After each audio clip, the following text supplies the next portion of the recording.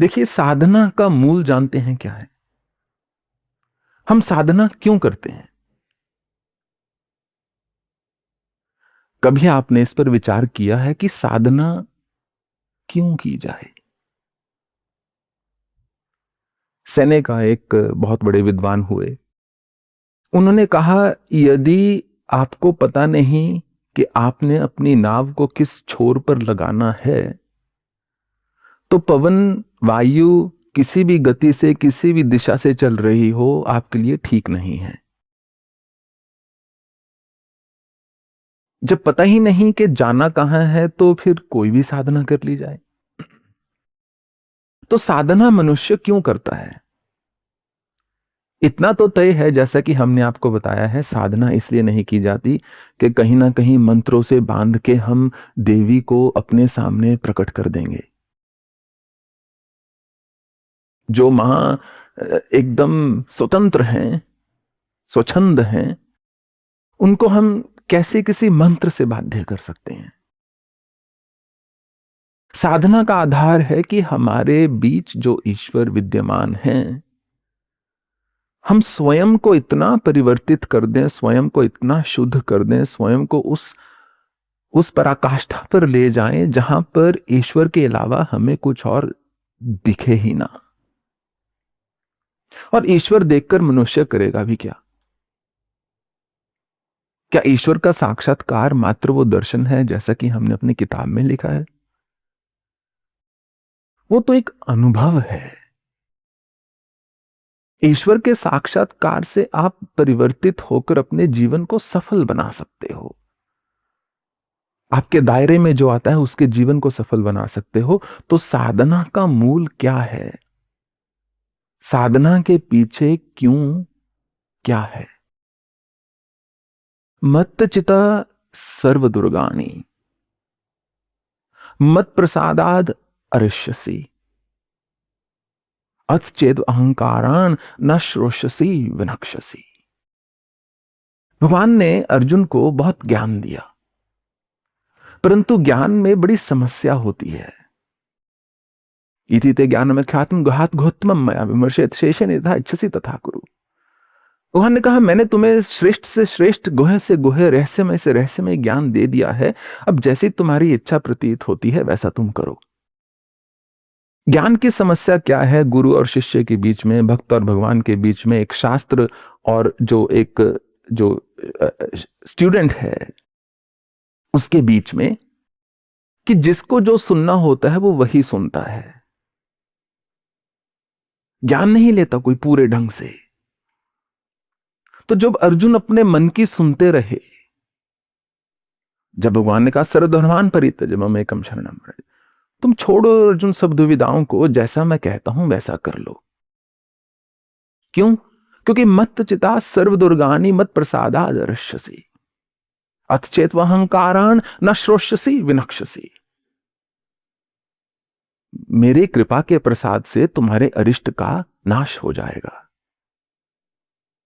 मत्तचिता सर्व दुर्गाणी, जो दुर्गम पथ है, जो दुर्गम रास्ता है, जो जीवन में कठिनाइयां हैं, तुम उनको लांग पाओगे, उनके आगे जा पाओगे। परंतु यदि इतने दुर्मति हो, अथचेत अहंकारान, यदि अहंकारवश बैठे हो कि मुझे पता है पहले से ही मुझे क्या करना है, ऐसे शिष्यों की कमी नहीं होती, ऐसे साधकों की कमी नहीं होती, जिन्होंने पहले से ही धारणा ली होती है कि मुझे ईश्वर प्राप्ति के लिए क्या करना है। बस ऐसे गुरु की खोज में है जो बोलेगा हाँ यही करना है। अथवचेत अहंकारान न श्रोष्यसि। परंतु यदि अहंकार वश आकर कौनते तुम नहीं सुनोगे मेरी बात को, तो विनक्ष्यसि, तो तुम्हारा विनाश होगा ही। उस समय फिर मेरे पास मत आना। भगवान ने कहा, जब सब कुछ हो चुका है फिर मत आना मेरे पास मुझे अपनी समस्या बताने के लिए। एक मुझे छोटा सा प्रसंग याद आ गया, जो पहले भी हमने आपको सुनाया है, परंतु श्री कृष्ण के प्रसंग 1,00,000 बार भी सुने जाएं तो कम है। हर प्रसंग अपने आप में एक साधना है। कुरुक्षेत्र के जो वहां जहां युद्ध होना था, युद्ध भूमि का निरीक्षण करने के लिए अर्जुन और श्री कृष्ण युद्ध होने से कुछ दिन पहले वहां पर थे। पेड़ काटे जा रहे थे, जमीन को समतल किया जा रहा था कि बड़ी बड़ी सेनाएं यहां पर आकर विराजमान होंगी, यहां पर युद्ध होगा तो खूब बड़ा समतल मैदान चाहिए। तो उतर हाथी इत्यादि जो हैं वो आना शुरू हो गए थे, और इतने में क्या होता है कि एक पेड़ जो है कटने वाला होता है। उस पर एक गौरैया होती है, वो श्री कृष्ण के पास आ जाती है और कहती है, हे मधुसूदन, आपका कार्य मारना नहीं बचाना है, आप पतित पावन हैं, जो गिरे हैं उनको उठाते हैं। तो ये आपकी दृष्टि के अंतर्गत सब कुछ हो रहा है, आपके संज्ञान में ये सब कुछ घटित हो रहा है, इतना बड़ा युद्ध होने जा रहा है। देखो मेरे छोटे छोटे 3 बच्चे हैं, ये मारे जाएंगे, मैं इनको बचा नहीं सकती। इस पेड़ को मत कटवाइए, इस पेड़ पर मेरा घोंसला है। हर मनुष्य को, हर मनुष्य के लिए उसका घोंसला ही उसका सारा विश्व होता है, उसका सारा संसार होता है, कि बस जिस पेड़ पर मैं विराजमान हूं वो बचा रह जाए। तो भगवान मुस्कुरा दिए, भगवान का ये मेरे हाथ में नहीं है, ये काल का चक्र है, मेरे हाथ में नहीं है। तो गौरैया ने कहा, ऐसी बुझारतें किसी और को बुझाना, मैं सब जानती हूं आप कौन हैं, मैंने अपनी अर्जी लगा दी, अब आप जानो, आपका काम जाने। क्या कर वो उड़ जाती है। हाथी जो है उधर लगे होते हैं और भगवान अर्जुन को कहते हैं कि पेड़ जो है उस तरफ कटने शुरू हो चुके होते हैं, कट जाते हैं। अर्जुन को भगवान कहते हैं, धनंजय जरा अपना धनुष बाण मुझे दोगे जरा। तो अर्जुन ने कहा, हे केशव, मेरे होते हुए आपको इस गांडीव को उठाने की आवश्यकता है, बताइए किसके सिर को कलम करना है। ऐसा कुछ नहीं है, वो हाथी के ऊपर जो गले में घंटा बंधा हुआ है उस पर मुझे बाण चलाना है, वो हाथी जो है उस पर बाण चलाना है, मैं अभी चलाई देता हूं, तू चुप कर और मुझे गांडीव दे। तो भगवान साधते हैं निशाना और लगा देते हैं। हाथी के न लग के उसके गले में जो घंटी होती है वहां पर वो निशाना लग जाता है, वो नीचे गिर जाती है, जो इतना बड़ा घंटा बंधा होता है। अर्जुन थोड़ा हंसने लगता है, मैंने कहा था मैं चला देता हूं बाण, एक ही बाण से 10 हाथी को भेद देता। अर्जुन ने कहा, भगवान ने कहा, इसको रख ले और चलते हैं यहां से। भगवान ने उस बात का कोई उत्तर नहीं दिया। तब तक अर्जुन ने श्री कृष्ण को गुरु के स्वरूप में नहीं देखा था। यदि आपने गुरु के स्वरूप में देख लिया तो प्रश्न करने का, आप उत्तर प्रत्युत्तर करने का हक खो देते हो। इसलिए दीक्षा से पहले पूर्ण अपना विचार कर लेना चाहिए कि क्या मैं समर्पित हो सकता हूं या नहीं। उसके बाद सिर्फ एक ही शब्द होता है, आदेश, बस, या सत्य वचन, जो बोला वही सत्य है। युद्ध शुरू हो जाता है, 18 दिन चलता है, युद्ध खत्म भी हो जाता है। फिर से भगवान अर्जुन के साथ जाते हैं, जब पांडव जीत जाते हैं, वहां पर एक विशाल समुद्र की भांति लाशें जो हैं बिछी हुई हैं। कहीं कहीं कुकुर और श्रृगाल और भेड़िए इत्यादि लाशों को खा रहे हैं, दूसरे सैनिक जो हैं उठा रहे हैं, रक्त से सन्न है भूमि, लाल हो चुकी है। और इतने में चलते चलते चलते भगवान एक जगह पर आकर रुक जाते हैं। तो अर्जुन भी थम जाता है वहां पर। इस घंटे को जरा उठाकर पीछे कर दो अर्जुन। अर्जुन के मन में कुछ बोध होता नहीं, कौन सी घंटी है, क्या है। भगवान ने बोला है ठीक है। वो जैसी घंटा उठाता है, नीचे से गौरैया और उसके 3 बच्चे फुर्र से कर उड़ जाते हैं वहां से। 18 दिन उन पर कोई आंच न आई। मत चिता सर्वदुर्गाणी मत प्रसादाद अर्षसी अतुचेत अहंकार न श्रोष्यसी विनक्षसी। अगर नहीं सुनेगा तो अर्जुन विनाश निश्चित ही है। फिर तो वही चिड़िया अगर उस समय ना सुनती और भगवान के चोंच से प्रहार करना शुरू कर देती, मान लीजिए कि नहीं मुझे बचाओ, मेरे बच्चों को भी बचाओ, इस पेड़ को मत कटने दो, इस घोंसले को भी उठा लो, तो क्या उसके मन की इच्छा की पूर्ति हो जाती? कतई नहीं, संभव नहीं। भगवान का यह तो अहंकारम आश्रित्य नायोदस्यति मन्य से मिथ्येश व्यवसाय रस्ते प्रकृतिस्त्वाम नियोक्ष्यति। जो अहंकार के भाव में आकर अर्जुन बोल रहा है ना, मैं ये नहीं करूंगा, तुझसे बड़ा अज्ञानी कोई नहीं है, क्योंकि जो काम मुझे तुझसे लेना है वो मैं ले लूंगा। क्योंकि भगवान ने कहा है कि प्रकृति के बाध्य होकर तुम वो कार्य अवश्य करोगे जिसके लिए प्रकृति ने तुम्हें तैयार किया है। और अन्यत्र भगवान ने पहले ही बोल दिया कि मया दक्षेन प्रकृति सूयते से चराचरण हेतु नान कौनते जगत विपरिवर्तते, कि मेरी अध्यक्षता में यह प्रकृति चल रही है। इसलिए भगवान ने इनडायरेक्टली बोला है मुझे जो काम लेना है मैं ले लूंगा। करने वाले की कोई सत्ता नहीं है। लगता है ये नहीं कि उसका कोई कंट्रीब्यूशन नहीं है, परंतु गाड़ी में एक ड्राइवर चला जाएगा, दूसरा आ जाएगा। गाड़ी नहीं है तो क्या ही चलाएगा कोई। तो भगवान का स्वावजेन कौनते निबद्ध स्वेन कर्मणा कृतुम नेच्छसि यत् मोहात कृष्यसि वशोपि तथा।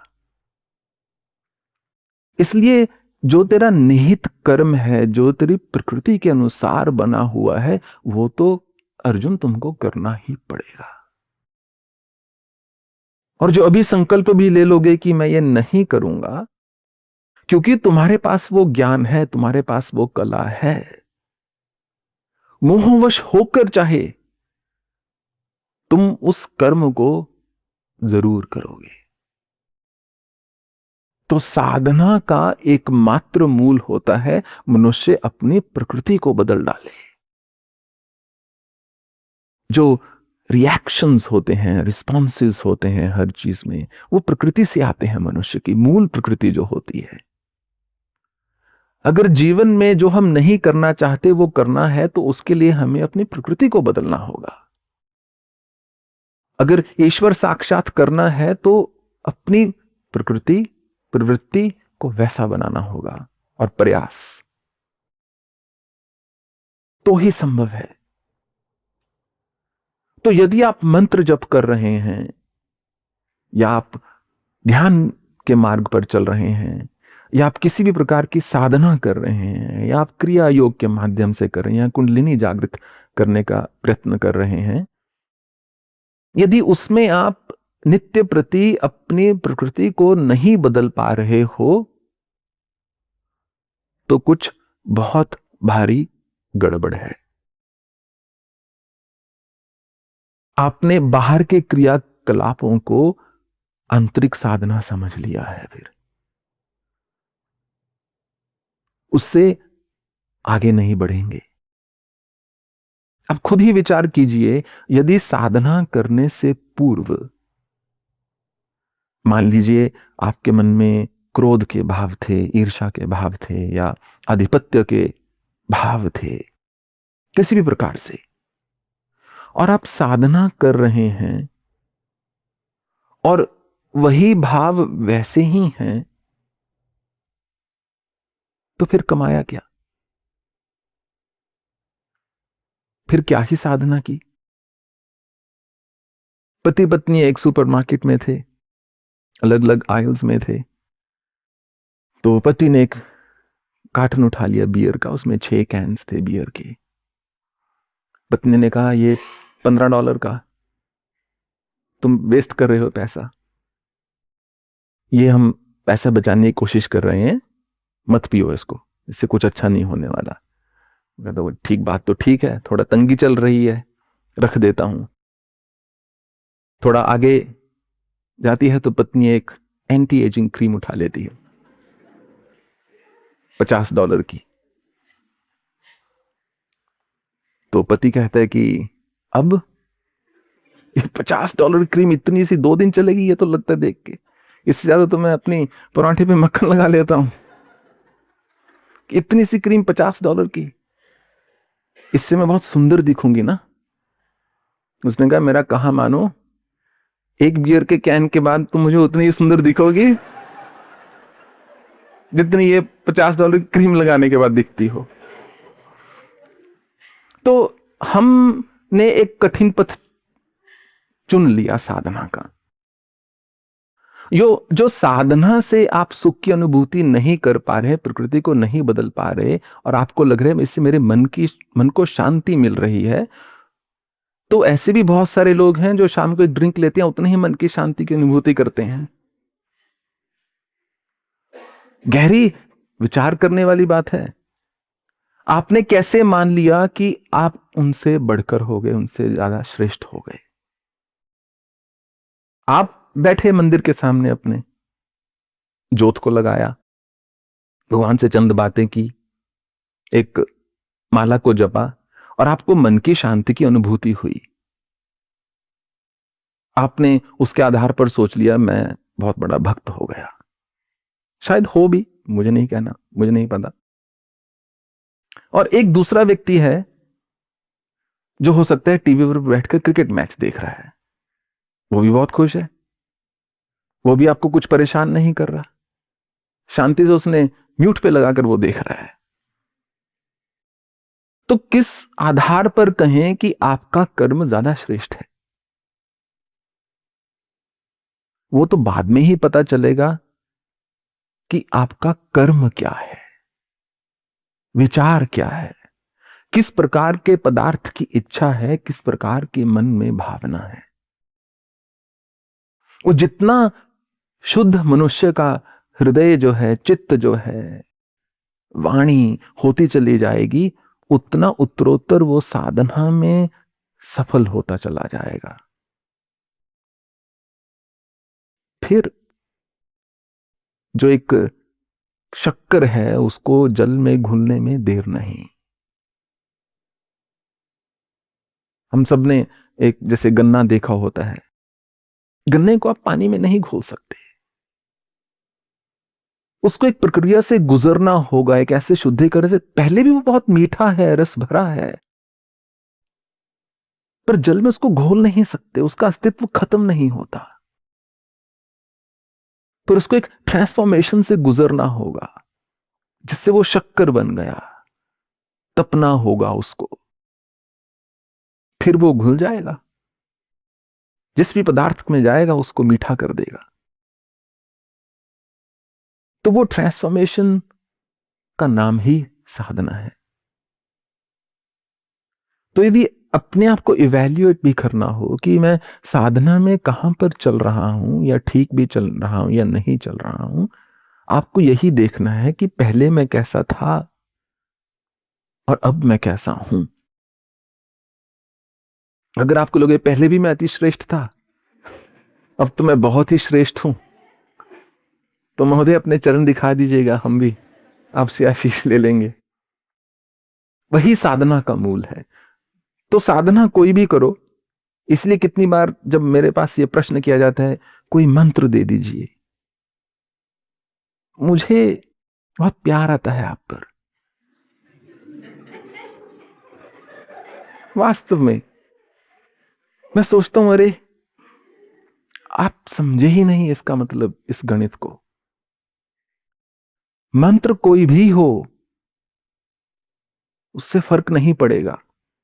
खास करके साधना ऐप में जितने मंत्र हैं या जो हमने अपनी किताबों में लिखे, वो मेरे जागृत मंत्र हैं। आप मंत्र कोई भी पकड़ लो, सब एक से ही हैं। अब एंड्रॉइड वाले तो बोलती हैं एंड्रॉइड सबसे बढ़िया है, iOS वाले बोलते हैं एप्पल सबसे बढ़िया है। दोनों अपनी अपनी जगह पर खुश हैं। तो मंत्र कोई भी हो जाए उसके मायने नहीं है। क्या मंत्र से जो प्रभाव चाहिए, जो निरंतर शुद्धिकरण चाहिए, जो वैराग्य का विकास चाहिए, वो हो रहा है या नहीं? अगर नहीं तो किसी भी मंत्र से कुछ नहीं होने वाला, और अगर हो रहा है तो कोई मंत्र यदि नहीं भी बनता, उसको आप मंत्र बनाकर जप लोगे, उससे भी व्यक्ति पार लग जाता है।